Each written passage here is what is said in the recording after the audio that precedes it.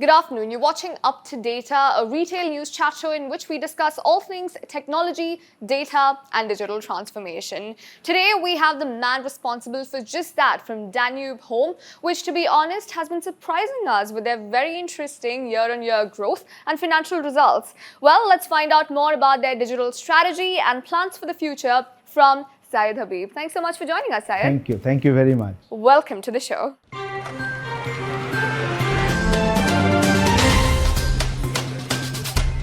Sayed, it's great to have you here with us. I think first things first, we need to talk about how you've managed all of those results that you've been releasing to the media recently. First of all, thank you very much, Shruthi, and really I'm overwhelmed. Thank you very much for having me for this. If you will see that Danube Home is one of the key players in the segment of the home improvement. So where we connect to the customer for a lifetime of a minimum 1 to 1.5 years. Because our objective is to give a nice home to the customer. As our tagline says, making your home see easy now. And in the last 1 year, the home become one of the most important thing in everyone's life. And this pandemic is being the roller coaster ride for everyone. And if you will see, it has changed the way we live. It's changed the way we think about our life, So now what happened is that home become everything. Home is your school, home is your gym, home is your office, home is your party place. So everything you do from the home. And we were right on time and right in spot because Danube Home is a beautiful startup which we started 5 years back. So where we complete or we give the complete gambit of the product line to there. So are you still calling yourself a startup? Like in the last 5 years, because we were just started from venture from Danube Building Material to Danube Build Mart, then we rebranded from Danube Build Mart to Danube Home. Okay. So whole the conceptualization is happening in the last 5 years. And so it has gone through a lot of work and we were right on time, ready with the right things to offer to the market, Right. And there was a boom in the market in terms of the home segment. So therefore it has clicked on the right spirit. So we had a right product with a very beautiful pricing. Our locations were very perfect where we were there. And we have done the mastery in each product line from with this bathroom fittings or tiles, electrical, hardware, furniture, garden. So all things come out into the right place. So that is one of the reasons that why we have gone through and we are able to do it. We are very, very thankful for whatever we've achieved in 2020. Honestly, that makes sense because we've been talking to other retailers as well in the space, and everybody who's not even a home retailer, they've been saying that today the categories broadly are home versus non-home categories of retail, So that's why you being in the home category and giving so many diverse products and offerings, I think, yeah, exactly, you're in a great space right now. But then, with what you are selling to your customers, it's things that you need to touch, you need to feel, you need to see, you need to have that sort of immersive experience. We're talking about digital today. So how would you translate that digitally online? Like when you talk about the digital space, we all are blessed to be in this country or in this city. And I strongly feel the fact that the way you run the organization, it all stopped down. So we are part of the ecosystem of Dubai. Mm-hmm. So if I'll go back 5 or 6 years before, there was a time when the people, there was a sentence from His Highness saying that Dubai will be the smartest city in the world. Yeah. Then I used to think how that will be the smartest city, what are the things you will do? But today if you will see from renewal of your passport to visa to Emirates ID to your driving license, everything is digitalized. Mm-hmm. So Danube is one of the most agile company, and when we saw at that time 3-4 years before as well, we took a decision, let's transform ourselves to digital platform. So the digitization, from what I understand, is just happening with the back end, not with the customer facing experience. Yeah, it is happening both aspects as well. Okay. So that was one in the back end. Now you're coming back to the front end. That how we work. The first thing I'll tell you about the buying process. Yeah. Like if you will go back to the traditional any B school or any buyer, what is your process? You go to a company or your factory, you see the product, you choose, then you come back and you buy it, right? Now your flight is closed, you cannot do anything. How do you buy? Yeah. So the digitalization starts from there. Mm-hmm. So in that front, what we do is we now do the Zoom call or in the China Ding Talk where we see the product in a very detailed way. Then after that, we choose the product. We ask them to bring it by air, which is come back to Dubai. Then after that, we choose from there and that it works out. So this is in the B2B segment. Now from the customer perspective. Sorry, just in the B2B segment as well. So you're saying that because we can't travel at this point, that's why you're doing this, right? But do you think this is going to be prolonged even after, the lockdown is lifted in the rest of the world and hopefully the pandemic or COVID-19 becomes history? Do you think you're going to continue doing this? Shruthi, generally if you will see everyone's online or the digital behavior, use it because of a compulsion, because you don't have any option. But when you see the benefit of it, then you want to make it as a habit. Yeah. Right? So like for example, today if you will see 1 year before, I used to travel 170, 180 days in a year. Now if you're given a chance, I will never go back to those positions. I will never go back to those time. Really? So answering to your question, for sure, yes, this is going to stay. Like today, even if you open, we don't want to do the physical meeting anymore, like unless and until it's required. Yeah. So on those aspects, we do have this business model where we are now doing as much as digitalized process. Now coming back to the front end of the customer, you know what we are doing, there's a absolutely right. Like if you want to buy an iPhone 12, you know what iPhone 12 is about, or you want to buy a suit, you know what are the sizes, how it works. But if you want to buy a sofa, you want to buy a jacuzzi, you want to buy a shower room, you want to touch, you want to feel. So now what we are doing is we are giving a very mixed platform to the customer, that you go to our e-commerce website, you see the different products, you see the dimension, you see the content, you see the videos, you see the product and picture. Now out of 20 sofas, you zeroed down that which sofa you want to buy. You want to buy a modern sofa with a blue color, with a damask print. Then now you have only two things to check. Number one, what is the comfort level? And number two, how it fit in. So for that, we do have AR and VR, where with that technology, you can put it in your shop, in your floor, and you can see how it looks like. Right. Beside that, we do have a shop the look. What are the other products which you can buy together along with that? Right. Now, still after that, you see that no, Habib, no, I don't want to, I just want to check. My wife want to check, I know my husband want to check, they want to do that. Yeah. Then on that case, you put a request to us so that we keep those products ready with you. So instead of spending 3 hours to browse all the store, you come for 20 minutes, see the sofa, sit there, relax, you see that comfort is okay, everything is okay, then you do the purchase. So it's basically reverse showrooming, where the discovery is happening online and you actually make the purchase offline in store. Absolutely. Apart from that, data is being used for a huge range of, or a huge array of offerings today. So tell us more about where exactly you use data on both your B2B and B2C side of things, apart from recommendations. We strongly feel in the fact that data is the next oil. Like, you believe in God and rest everything is on data.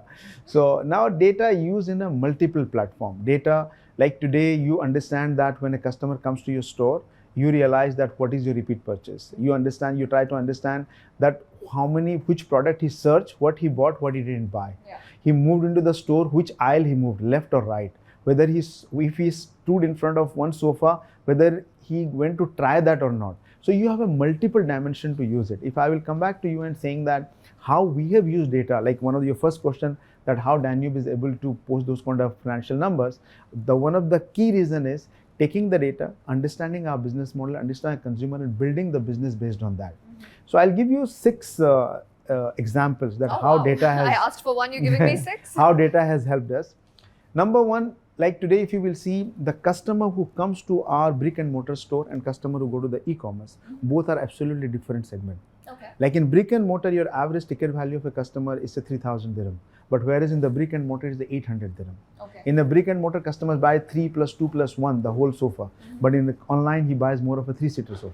Right. So based on that, we analyze the complete buying pattern of the customers, and we develop a specific assortment of online exclusive products. Sorry, so are you saying that the customers are completely different online and offline? So there's no like interchangeability happening? It is there, but I'm saying about the first time buyer, when you want to buy, so if you're buying something for 5,000 or 6,000 dirham of a sofa, it is very unlikely that you go to the online and you buy. Right. So what happens is you try with the smaller thing, right? So tomorrow for your purchase also, if you want to buy a new website, you like something, so you will go for a small order, you want to do the cash on delivery. Once you get the comfort level, then you do that. Right. But here, when your value is 5,000 to 6,000 dirham, then you try to do from little bit of smaller concept, and you get the confidence level, then you try to build it up accordingly. Understood. So on that case, we try to understand the customer, we create the different kind of exclusive product.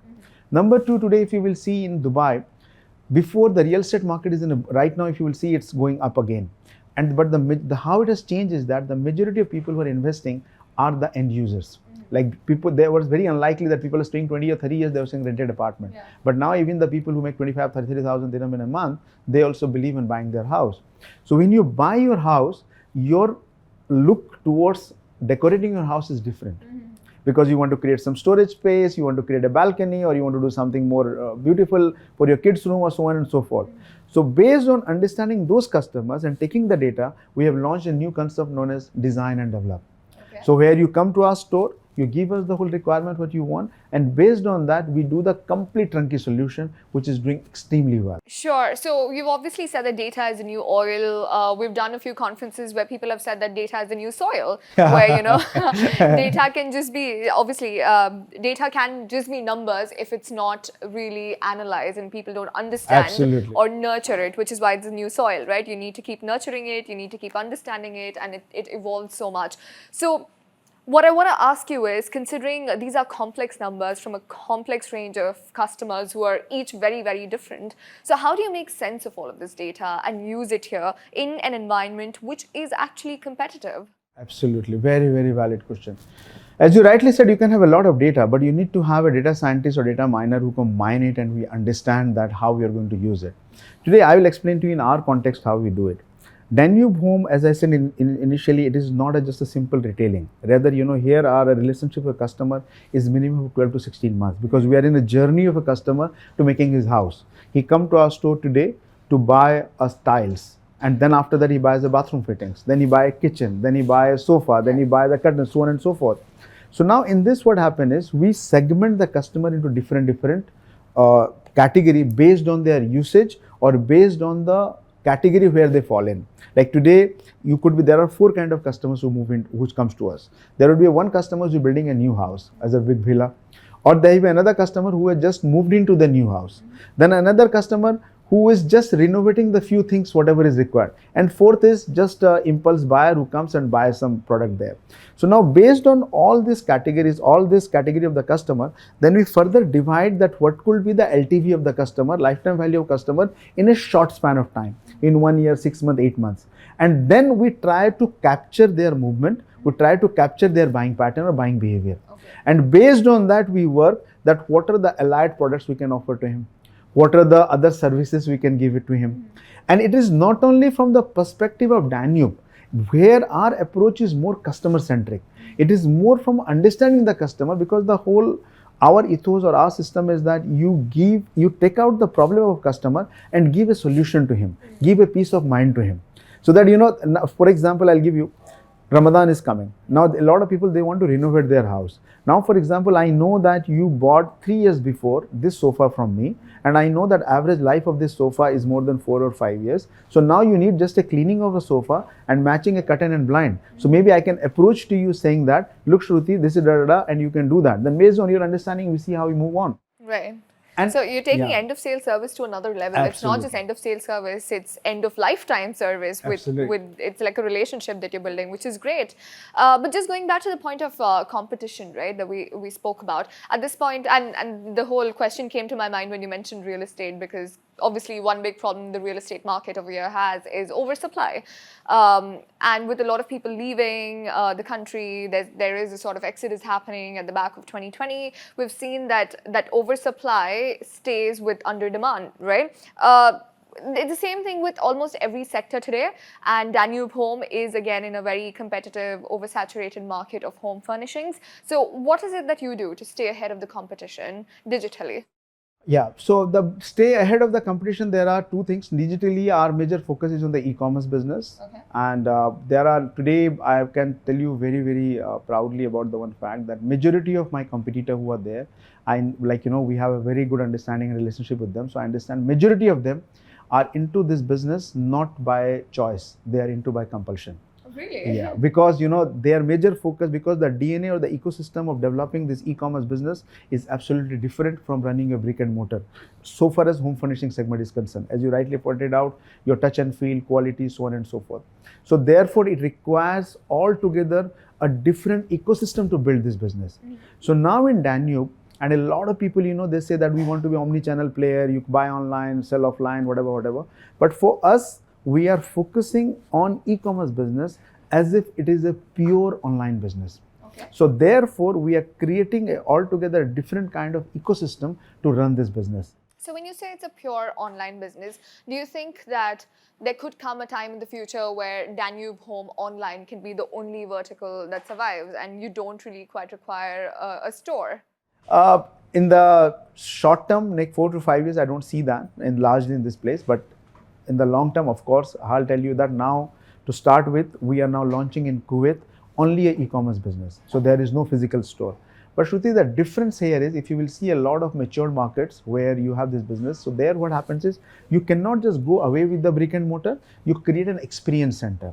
Like today, if you go to a furniture store of 90,000 square feet or 100,000 square feet, you see more than 200 varieties of sofa or bedroom and dining. So you create an experience center where you keep 5 or 6 sofas, 2 or 3 bed, and few of the dining, a few coffee table and table, something that. So when a customer comes, he can touch and feel, he understand the product, and then he buy the online. You know, it all's about nurturing the habit, creating the culture within the customer, and once you get used to that, then automatically you will buy online. Right. So considering you've mined so much data and you've understood your customers to a very, very deep level, tell us what do the home furnishing customers want today? What are the top 3 things that they are looking for and they are demanding from the market? Absolutely. So like today, if you will see the home furnishing customers which we have, the one of the most thing is that in Dubai largely, as I said, the majority of our customers base are the end users who are moving to the new houses. So when they do the moving to new house, a lot of people are, very, very aesthetically inspired. So they want a very nice designs, very nice color combinations, how it works out. So that is one of the very important things, is that how you bring all the solution together to the one platter, which fits into their lifestyle, which fit into their buying. Second thing is, now we have seen there is a huge demand has gone up in your outdoor space. Like, your, whether it's a balcony or is your garden. So Danube is one of the key and number 1 players so far as the outdoor furniture, outdoor furnishing concerned. So there a lot of things are going on in terms of not only the normal cushions or pillows or your decorations which you use it for indoor, but there is a huge demand for the outdoor. Right. Third segment which has gone very, very high is your home office, the small home office, where you have the small workstations or your study desk for your kids or your chairs, and how you do that is your bookcase and all that. And beside that, there is a huge demand for a small home gym as well. So where you have a small treadmill or your cross trainer or small kind of things. So these are the different 2-3 things which are there. And on top of it, now there is the segment which we are in and how it works out. So in that segment, we see a huge demand on the mid and upper mid. That, like, if you will see, there is a high-end market where you have a lot of luxury product, and then you have the low-end product which is like, for 1 year or 6 months or 2 years you use it. So now based on all that, now Danube has launched a new concept known as value home in our Shikhzad and Barsha store. So there we are offering a complete home solution for 7,000 to 8,000 dirham. For a 2-bedroom hall kitchen, you can furnish the full house in 7,000 to 8,000 dirham within multiple options. Right. So answering to your question, it is more on a value segment, mid, upper mid, not in a very, very low segment. And plus coming out to the aesthetically, how you give a nice color combination, you decorate your backyard as well as you do the home office and the home gym. So basically, if we come to Danube, we don't really have to go for any other subsidiaries for our homes, right? Absolutely. Finally, last question to you. Going forward, what are the key technologies that you will be investing in at this point? Yeah, so we have 5 approach how it is works out. Number 1 is which we are thinking focusing more on the AR and VR. I feel like 5 years before or 10 years before, if you talk about the GPS or you talk about identifying the location, it was Chinese to there, but today we can't live without, right? Yeah. So likewise, I feel there will be a technology will come that sitting at your home, you can feel the comfort of your sofa, or you can feel the simulation where you can see that how your bedroom comfort level will be there with your mattress. Yeah. So that is something which will be, the breakthrough technology. Wow, so we are now that feels so futuristic. Yeah. So that is something which we are looking forward. So we're working with multiple partners, which will take a longer time. But the AR, VR, which we are focusing a lot. Number 2 is we are focusing on a CRM, the customer relationship management tool, because now today, one is the omni-channel, which you feel that customer can come to a brick and mortar store, he can come to the e-commerce, he can go to your dealer or distributor. But the another thing is now customer can approach you from any channel. He can call you, he can WhatsApp you, he can go to Facebook Messenger, Insta. So now how you bring all this communication to one platform? Like when you call, the moment I put your mobile number or I'm there on that, then I should have the complete detail of you. Sure. So therefore we are trying to work more towards the personalization with the customer, how it works out. Then the third thing is we are working more on the personalization tool, where we try to, this is number 2 was more from a communication from a customer perspective, but number 3 is from a buying behavior. So buying behavior, it could be like what kind of handset you use, what are the different 6 websites you have visited in the last 12 hours, right. Which time zone you are from, what kind of other products which you bought which is not connected with us. But how are you going to gather all of this data? These are all the tools which are available, not with us. That is the whole AI is all about, the robotics is all about. Yeah, I mean, the information you're talking about is quite private, right? This is a person's private information which they may or may not want to share with a retailer. Yeah, like, Shruti, today if you will see that all of us, when you use this Facebook or use the Google or any other social platform, so it doesn't take direct information from you, but based on your, like today, for example, you choose one real estate company, then after that, if you are in your Gulf News website or you are in retail material website anywhere, then the same real estate advertiser follows you because it understands that what you are looking for. It is not going into, like, whenever you say accept the cookies, so based on that, these are the different multiple channels which attract the data which we don't collect, and based on that they give us the feedback. And the once you start buying from us, so based on your buying pattern, that AI tool or the robotics try to understand from there. Right. And the fourth thing which we are focusing more on the last mile delivery, because today in this kind of product, what happened, like for me, if you buy 5,000 dirham sofa from me without seeing the product, you are like a god for me, because you have trusted on me. So I take the product to you, then I treat you as a VIP customer, then we work on the front logistics as well as we buy on the back end logistics. So for that, again, we use the technology to understand that whether to handle a customer, how many people I should send. What is the efficiency of each technician? What is the, like, one is your delivery management system who acknowledges, understand that what is the distance and what is the best route where you can go and deliver. But now we are going much ahead on that, understanding the efficiency of the people. Like whether this sofa requires 30 minutes to fix, but this sofa requires 45 minutes. So based on that, which can reduce my operating expenses. And the last but not the least, is that now how we are doing the technology thing is that we're trying to, because what happened, the e-commerce, you don't pay the rent, you don't pay the electricity and water, you don't pay the manpower salary, but you have a huge expenses in terms of your advertisement, the customer acquisition cost and the last mile delivery cost. So, but when you do the digitalize all the process, you understand the marketing tools, you understand your delivery system, then you will have a much better understanding to control the whole expenses on that. Just because you've mentioned that, I really need to understand right now, for a retailer who's never had an e-commerce presence, right? Like, or an active e-commerce presence, just a website where you can't really buy or sell, etc. For them, would setting up a store and running a physical store be more expensive than setting up a whole new e-commerce operation? In terms of cost efficiency, which is more costly? Of course, today in this scenario, if you will see, of course, you're running a brick and mortar store will be a little bit more expensive, because there you have to pay the rent, you have to pay the electricity, water, manpower, salary and all that. But in the e-commerce, you want to start up tomorrow morning, you don't need to spend that much of money. You take a website and you have a lot of ready-made tools are available, like you have a Magento, Shopify, Salesforce, you can use any of them. This is including delivery and everything. Yeah, for delivery, you have a lot of 3PL company with whom you can tie up and you can do that, and you have a lot of marketplace also where you can do in that. Sure. But the point is not the startup, the point is the operations. But in the brick and mortar, what happens when you open the store, and depends upon which kind of product line you want to do. Say, like if you want to get into the electronics, you want to go to the apparel, then of course there is no point of opening a store. You can do that through the e-commerce.